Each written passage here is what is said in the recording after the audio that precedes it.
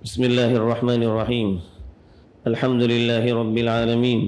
والصلاة والسلام على أشرف الأنبياء والمرسلين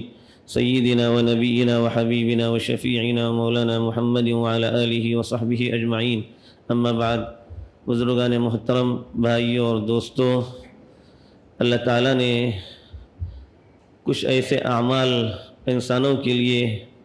بیان کیے ہیں جن اعمال کو بظاہر دیکھنے میں ہمیں معمولی معلوم ہوتے ہیں وہ اعمال، لیکن اللہ کے نزدیک ان اعمال کی بڑی قدر و منزلت ہوتی ہے۔ انسان کو بری موت سے بچنے کے لیے اللہ کے نبی صلی اللہ علیہ وسلم نے فرمایا کہ صنائع المعروف تقی مصارع السوء، بھلائی کے جو کام ہوتے ہیں وہ انسان کو بری موت سے بچاتے ہیں۔ والآفات والہلاکات، آگے یہ بھی فرمایا آفتوں اور ہلاکتوں سے انسان کی نجات کے لیے یہ بھلائی کے کام ہوتے ہیں۔ دیکھنے میں بھلائی کے کام کون سے ہیں، انسان اگر اس پر غور کر لیتا ہے یہ معلوم ہوتا ہے کہ انسان اللہ کی رضا اور اس کی خوشنودی کے خاطر اللہ کے بندوں کے ساتھ جو بھلائی کا کام کرتا ہے وہ سب صنائع المعروف میں آتے ہیں، بھلائی کے کام میں آتے ہیں، جو کام انسان کو بری موتوں سے بچاتے ہیں، انسان کی ہلاکت اور بربادی سے اس کو بچانے والے ہوتے ہیں۔ لیکن شرط یہ ہے کہ آدمی اللہ کے بندوں کے ساتھ، خصوصاً اللہ کے ان بندوں کے ساتھ جو اللہ پر ایمان رکھتے ہوں، آخرت پر ایمان رکھتے ہوں، اللہ کے نبی پر ایمان رکھتے ہوں، جنہوں نے اپنے آپ کو اہل ایمان میں شمار کیا ہے، ان بندوں کے ساتھ کی ہوئی بھلائی، اور اس طرح سے بھلائی کہ بھلائی کرنے والے کو پتہ ہے، اللہ کو پتہ ہے، آدمی چھپ کر کے ان لوگوں کی ضروریات کو پورا کرنے کے پیچھے لگا رہتا ہے،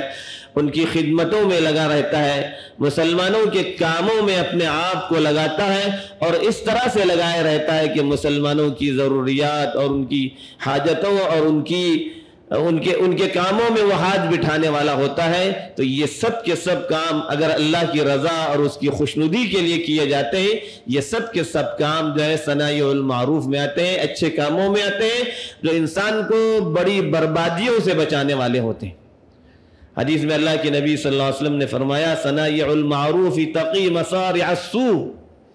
کہ بھلائی کے جو کام ہوتے ہیں وہ انسان کی بری موت سے اس کی حفاظت کا ذریعہ ہوتے ہیں، ہلاکتوں سے بچانے کا ذریعہ ہوتے ہیں، اس کی بربادیوں سے اس کو بچانے کا ذریعہ ہوتے ہیں۔ اور اسی طرح سے اللہ کے نبی صلی اللہ علیہ وسلم نے یہ بھی فرمایا کہ رشتہ داروں کے ساتھ اگر بھلائی کا معاملہ کیا جاتا ہے تو انسان کے لیے یہ سب چیزیں اس کے نامہ اعمال میں ہی اضافہ کرنے والی نہیں ہوتی ہیں، بلکہ اس کے لیے اللہ کی طرف سے ایسا انتظام ہوتا ہے کہ اس کی عمروں کے اندر اضافہ کرنے کا ذریعہ اور سبب بنتے ہیں، اور اسی طرح سے اللہ تبارک و تعالیٰ کے غضب کو روکنے والے ہوتے ہیں۔ اور حدیث میں فرمایا گیا صدقۃ السر تطفئ غضب الرب، مخفی میں جو صدقہ کیا جاتا ہے، پوشیدہ ذریعے سے، پوشیدہ طریقے پر جو صدقہ کیا جاتا ہے، کسی کی ضروریات پوری کی جاتی ہے، اللہ کے نبی صلی اللہ علیہ وسلم نے فرمایا یہ اللہ کے غصے کو ٹھنڈا کرنے والی چیز ہے، اللہ کے غصے کو اس پر جو ہے انسان کے لیے اللہ کے غصے کو ٹھنڈا کرنے والی ہوتی ہے۔ ایک مرتبہ اللہ کے نبی صلی اللہ علیہ وآلہ وسلم سے حضرت عمر نے پوچھا، اے اللہ کے نبی صلی اللہ علیہ وسلم یہ بتلائیے کہ اللہ کے نزدیک اللہ کے بندوں میں سب سے محبوب کون ہے؟ رسول اللہ صلی اللہ علیہ وسلم نے فرمایا انفعہم للہ، وہ بندہ جو اللہ کی خاطر اللہ کے بندوں کو سب سے زیادہ نفع پہنچانے والا ہو۔ احب العباد الی اللہ انفعہم للناس، لوگوں کو سب سے زیادہ جس شخص سے فائدہ ہوتا ہے، جس شخص سے فائدہ پہنچتا ہے، اللہ کے نزدیک اللہ کے بندوں میں سب سے زیادہ وہ محبوب ہوتا ہے۔ چاہے وہ اپنے لوگوں کے ساتھ بھلائی کا معاملہ کرے، دوسروں کے ساتھ بھلائی کا معاملہ کرے، اگر اس نے یہ کام اللہ کی خاطر کیا ہے، اور اللہ کے بندوں کو فائدہ پہنچانے کا کام کیا ہے، اللہ کے نزدیک وہ سب سے زیادہ محبوب ترین بندہ شمار کیا جاتا ہے۔ پھر دوسرا سوال سیدنا عمر رضی اللہ عنہ فرماتے ہیں کہ اللہ کے نزدیک سب سے محبوب عمل کون سا ہوتا ہے؟ اللہ کو سب سے زیادہ پسندیدہ عمل کون ہوتا ہے؟ اللہ کے نبی صلی اللہ علیہ وسلم نے فرمایا ادخال السرور علی قلب المؤمن، مومن کے دل کے اندر خوشی پیدا کرنا، اس کو خوش کرنا، کسی اہل ایمان کو اپنے کسی عمل کے ذریعے، اس کی کسی مدد کے ذریعے اس کو خوش کرنا کہ اس کے دل کو جو ہے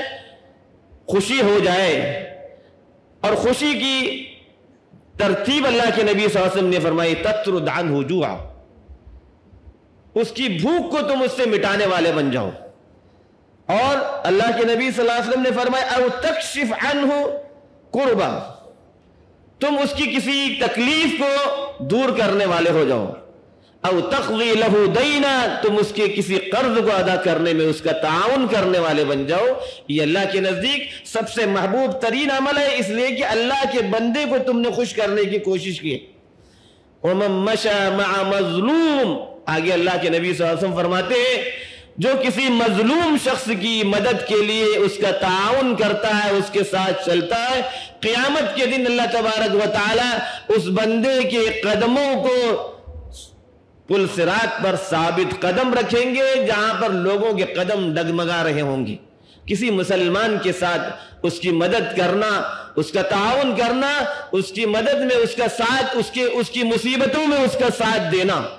اس کے تعاون کرنا، اللہ کے نبی صلی اللہ علیہ وسلم نے فرمایا اس کا اتنا بڑا اجر ہے کہ کل قیامت کے دن جن کو سب کو پل صراط پر سے گزرنا ہے، وَإِن مِّن شَيْءٍ، کہ ہر ایک کو وَإِن مِّن شَيْءٍ إِلَّا كَانَ وَارِدُهَا، ہر ایک کو اس پل صراط پر سے گزرنا ہی ہے،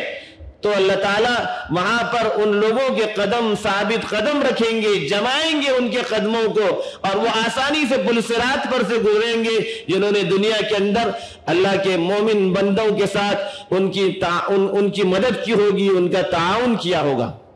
اس سلسلے میں اللہ کے نبی صلی اللہ علیہ وآلہ وسلم سے بہت ہی زیادہ ترغیبات ملتی ہیں۔ قرآن پاک میں کی اللہ تعالیٰ نے فرمایا لن تنالوا البر حتى تنفقوا مما تحبون، تم نیکی کے درجے کو پہنچ نہیں سکتے جب تک تم اس چیز کو خرچ نہ کرو جس کو تم زیادہ پسند کرتے ہو۔ تمہیں بہت پسند تھی لیکن تم نے کسی مسلمان کی ضرورت کو سمجھ کر کے اپنی پسندیدہ سے پسندیدہ چیز کو اس کو دے دیا اور اللہ کے لیے تم نے یہ مال خرچ کر دیا۔ یہ اس کے بغیر انسان کو نیکی کے درجے تک پہنچنا ناممکن ہے۔ اس سلسلے میں ایک مشہور واقعہ بیان کیا جاتا ہے، بنی اسرائیل کا واقعہ تھا۔ انسان کوئی ضرورت کسی کی پوری کرتا ہے، دیکھنے میں بڑا معمولی لگتا ہے، اس ضرورت کو پورا کرنے پر اللہ کی طرف سے کتنی مددیں انسان کو آتی ہے، کتنی مشکلات اللہ تعالیٰ اس سے دور کرتے ہیں اور کتنی آفتوں سے اللہ تعالیٰ اس کو بچاتے ہیں۔ بنی اسرائیل کا واقعہ بیان کیا گیا حدیث کے اندر کہ ایک عورت گھر میں بیٹھی ہوئی تھی، باہر سے کسی نے دروازہ کھٹکھٹایا، پوچھا کون ہے؟ عورت نے پوچھا کون آواز دے رہا ہے؟ کہا کہ ایک مسکین ہوں، اللہ کے واسطے مجھے کچھ کھانا دے دے، بھوکا ہوں اور اس بھوک کو مٹانے کے لیے میں تیرے دروازے پر آیا ہوں۔ عورت بھی اپنے اعتبار سے بہت غریب تھی، اس نے گھر میں ٹٹولا کچھ نہیں، ایک روٹی کا ٹکڑا پڑا ہوا تھا گھر میں کھانے کے لیے، اپنے کھانے کے لیے روٹی کا ایک ٹکڑا پڑا ہوا تھا۔ اس نے دیکھا ہے کہ مسکین ہے، اس نے روٹی کے 2 ٹکڑے کر دیے، ایک ٹکڑا اپنے لیے رکھ دیا، ایک ٹکڑا اس مسکین کو دے دیا اس نے۔ بعد آئی گئی ہوگی، تھوڑی دیر کے بعد عورت جنگل میں گئی اپنی جو ہے لکڑی چننے کے لیے، کچھ سامان جمع کرنے کے لیے، اپنے لیے گھر کے سامان جمع کرنے کے لیے، تاکہ لکڑیوں کو بیچ کر کے گھر کا کچھ سودا خرید لے، ساتھ میں اپنے چھوٹے بچے کو بھی لے لیا۔ جب جا رہی تھی ایک بھیڑیا آیا اور بھیڑیے نے اس عورت کی غفلت میں بچے کو اٹھا کر لے گیا، چھوٹا سا بچہ بھیڑیا اپنے منہ میں اٹھا کر لے جا رہا ہے بچے کو، عورت تنہا ہے، پریشان ہے، وہ بھاگ رہی ہے اس کے پیچھے، بھیڑیے کہہ رہے میرا بیٹا میرا بیٹا ہے میرا بیٹا ہے، بھاگ رہی ہے، لیکن بھیڑیا اتنی تیز کہاں عورت بھاگ سکتی تھی۔ ابھی یہ بھاگ رہی تھی، اتنے میں اللہ کی طرف سے ایک فرشتہ آتا ہے اس بھیڑیے کے منہ سے بچے کو لے دیتا ہے اور اس عورت کو لے کر دے دیتا ہے اور فرماتا ہے لقمۃ بلقمہ، جو لقمہ تو اس نے مسکین کو کھلایا تھا اس لقمے کے بدلے اللہ نے تیرے بچے کو بچا لیا۔ کسی مسکین کے ساتھ، کسی نادار کے ساتھ، کسی حاجت مند کے ساتھ، کسی ضرورت مند کے ساتھ تعاون کرنا، خصوصاً ان کی ضروریات کو معلوم کر کے